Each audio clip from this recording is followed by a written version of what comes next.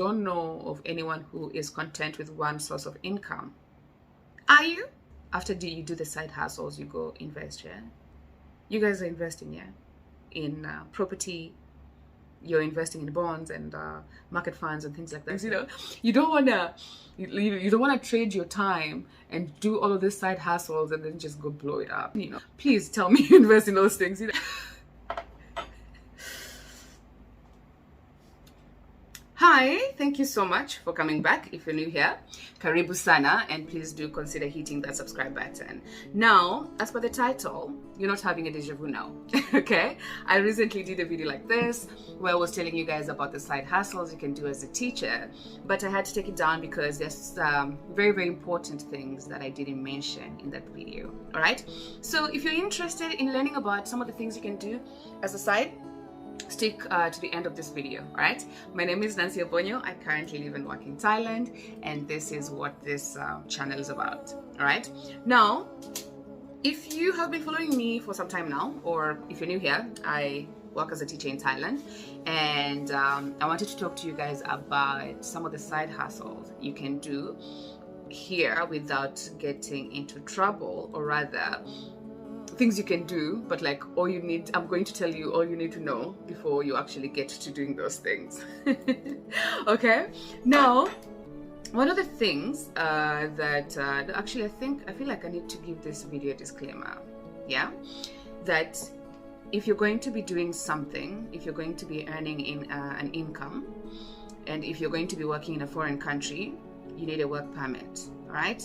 If you have a work permit, then that means you're going to be taxed. If you're doing something and you're getting an income and you don't have a work permit for that, and you're not taxed, then that is illegal. All right?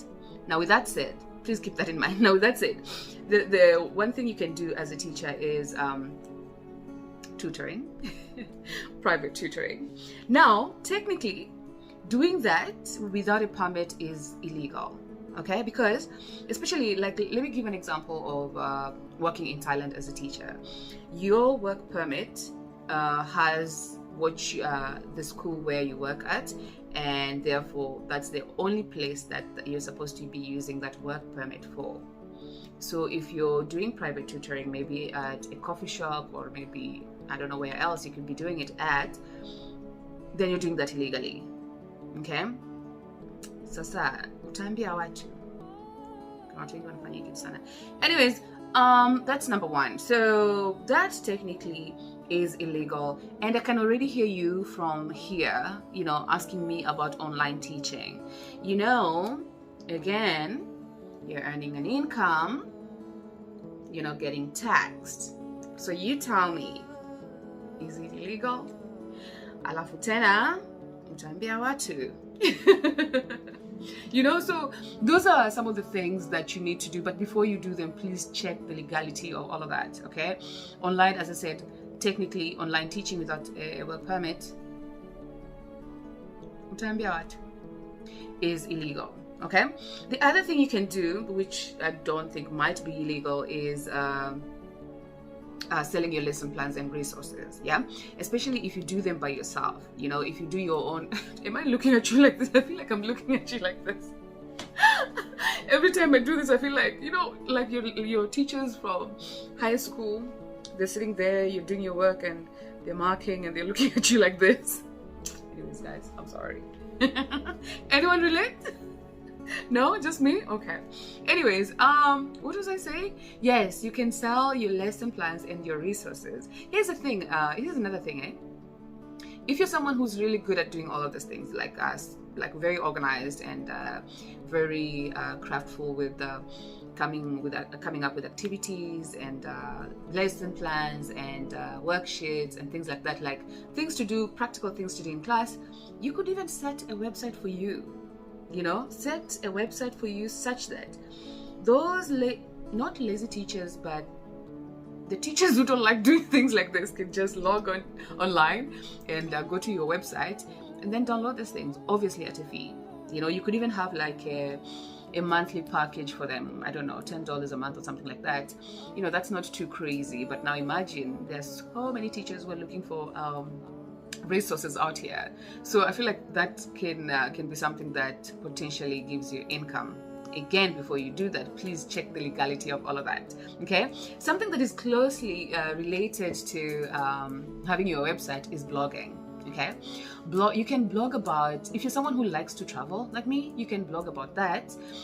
You can blog about your experiences here. You know, there are so many people who are always looking to read about a place before they actually travel there, you know.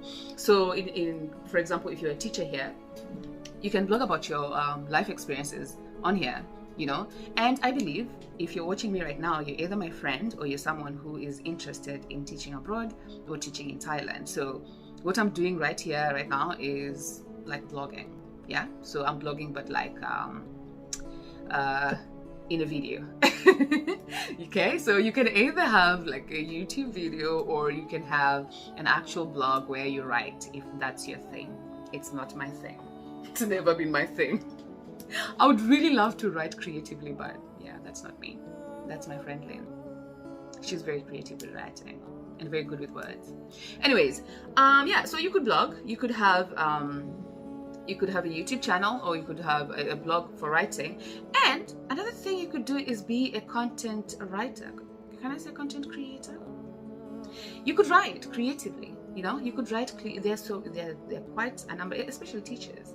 You know, I realize that some teachers who have a background in literature, they're like really good with these things, and some of them are just like sitting on this like skills, man. There's so many opportunities out here for you guys. You know, one of the places you could go to get to sign up to do creative writing or even technical writing is Upwork. You know, just like set up a profile and then get in touch with people who like potentially give you like good cash. So that is something you can do. Okay, so yeah, so there was blogging, and then there was writing, and then there's also write a book. Okay, this is like really related to blogging about your experiences in whatever country you are in. Yeah, so you could write a book about that, because some people actually like to read. I did read a little bit. I'm more of this like I want to listen, like I'd like to listen to something like on the background. I could be listening to something, but yeah, reading sometimes it takes like a really good book to have me like really engaged. Okay, anyways, so you can write a book, you can do all of that. The other thing you can do is you can be a virtual assistant, okay, online. So you can manage other people's stuff. You could be a social media manager, but please, as a teacher, there's just so much you can do, you know. I don't know if you can be a social media manager if you are working throughout, so that might not be as practical. And then the other thing that is related to all of this is freelancing. Okay, so you can be a freelance researcher. I was once, still am. I just haven't done that in a long time, but you can freelance research for people. Again, Upwork is your friend, or even LinkedIn is your friend, so you could always do all of that. The other thing you can do is now this one I want to group these three things together. You can drop ship, you can be an affiliate marketer, and you could have like a private label. I don't want to say company. I don't even want to say business, but like it's business, guys. So like drop shipping, it happens where, so there's a wholesaler, you, and then the end consumer, right? So what happens is you get it from the consumer at a lower price than you're selling it to your client. Yeah. So what happens is you get the end consumer in touch with the wholesaler, but they don't interact. All they do is the wholesaler sends the stuff to the consumer. You just like get your commission from that. Yeah. Again, please, before you do this, because remember, this is a business, so check if the legalities of that before you do it. Okay, whichever country you are. Again, as I said, in Thailand, if you're getting an income and if you're a foreigner, you need to have a work permit. The work permit should say where you're working. So if your work permit doesn't say that you're a dropshipper, then utakuwa kwa shida, utaambia watu tena nene na kufuatilia online.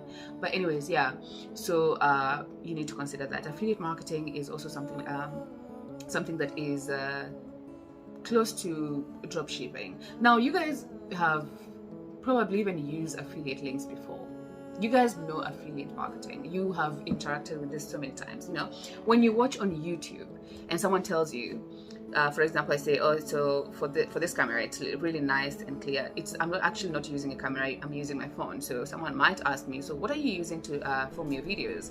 And I say, no, I'm just using my phone. It's if you want to get it, I'll leave a link on the description below. Just click on the link, and then you'll get a discount or whatever. That's an affiliate that's an affiliate link most of the time. And what happens is, like companies get influencers to market their stuff at a commission. Okay, so most of the time you get like 5% or 10%, or like at most 15%. I think it could even go up to 30%. But anyways, so yeah, that is like affiliate marketing is something that has a really so much potential, because if say for example you like my lipstick, okay? For example, you like my lipstick and like I used this and this. If you want to get it, I'll leave the link in the description. This video is gonna stay up for such a long time, okay? And every time someone clicks on the link and buys something, I get a commission, you know? And if it's something that's really good, then people will you get quite a number of people clicking on that, and so it's something that is passive. You always be earning this money. You don't have to do anything. Like, you literally put up one video, you relax, and if like you have some sort of influence, they keep clicking, and you just keep earning from that affiliate link. Okay, so all of these I see so many people like wasting their Instagram followers. Some people have like 10,000 Instagram followers, they have 50,000. I'm not seeing affiliate links on there. I'm just like, there's just so much you could do with the following if you're an influencer, you know. What was the last thing I was talking about? Private labeling. Private labeling is where you get a product, put your label, and then you sell it. That's a business. That's actually illegal if you do without registering or getting a permit for that, especially if you live in a foreign country. But if you're living in your country, if you're a teacher, maybe say you're in Kenya, if you're teaching in Kenya, you can do all of those things without having to worry, and you're Kenyan, you can do all of those things without having to worry about any legal action. Because, say for example, you want to private label like Maasai sandals, or like, what else do we have that is uniquely Kenyan? Or kangas, like Kikoi. Why did I have to settle for that? Maasai sandals, so many people like Maasai sandals. So what you can do is go get a Maasai sandals from some Maasai market, put your label on it, and then come online. Anyways, those are some of the things that you can do. Another thing that I almost forgot to tell you guys about is freelance modeling or acting. Can you act? I cannot. So especially if you're living in a foreign country, there's just so many opportunities. Sometimes you get people coming to your inbox to ask you to like go model for something, and you're like, are you sure? Like, what do you really want? Anyways, but like the perks of living abroad is sometimes they're looking for a female black girl age 25 to 30. You know, you don't have to, and they say you don't have to be a model, things like that. So you get all those opportunities. But again, please check the legalities of all of those things, because if you're in Thailand, when you go to immigration, the first thing you see, the poster you see, is if you're working as a freelance model or an actor, you need to have a permit for that. So please know your stuff, okay? Na pia ujue tu kufanya vitu, please, right? You don't want to be caught on the wrong side of the law. Okay, I can't remember anything else that I wanted to talk about, other things that you could do. There's just, as I said, endless opportunities online, but please, before you do anything like that, check on all the legal stuff, okay? So anyways, as I was saying, guys, there are just so many things you can do, because I don't know of anyone who is content with one source of income. Are you? Are you content with one source of income? Because I am not, man. You know, so like, these are some of the things like you can do. You know, I don't want to talk about other stuff like investing, because after you do the side hustles, you go invest. Yeah, you guys are investing, yeah, in property, you're investing in bonds and market funds and things like that. Yeah, I imagine you. Please tell me you invest in those things. You know, you don't wanna trade your time and do all of these side hustles and then just go blow it up. You know, I'm imagining that you guys are investing in important stuff like businesses and things like that, or property. Okay, anyways, that's the end of what I wanted to tell you guys about today. I hope you found this video helpful. If you did, give it a thumbs up, engage with me in the comment section, engage with me in the comment section, and tell me about some of the side hustles that you guys do that I didn't mention. Okay, anyways, thank you so much for coming back, and I'll see you next time. Right, bye bye for now.